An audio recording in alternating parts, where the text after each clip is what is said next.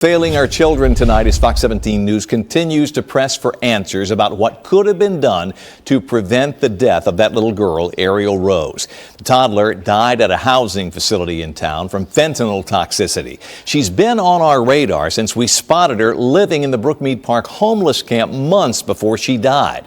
Fox 17 News' Amanda Chin has been following this story for months and has yet another disturbing wrinkle in this case. Ariel Rose's uncle and grandfather feel several people need to be held responsible for Ariel's death. The owner of the building she died in, the group running the program, and the Department of Children's Services. The question still remains, who dropped the ball? The autopsy shows 23-month-old Ariel Rose had 12 times the lowest reported lethal dose of fentanyl in her system. She died at a North Nashville housing facility back in November. My first thought was that baby got a hold of something. That baby got a hold of drugs. I spoke with Ariel's uncle and grandfather right after Ariel died. The grandfather, Mickey Rose, tells me Ariel's aunt had temporary custody of the toddler at the time of her death.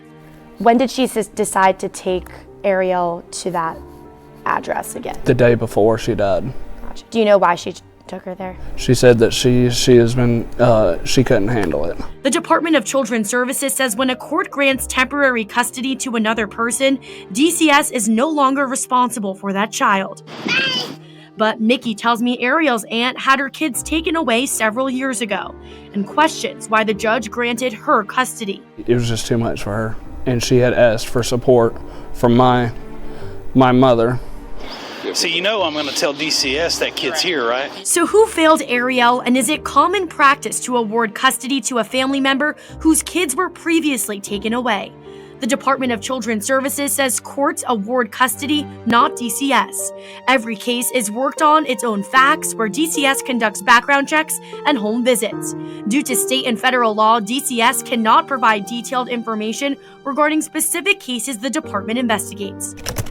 So I asked Judge Paul Robertson, who oversaw this case, what led to his decision. We are waiting on a response.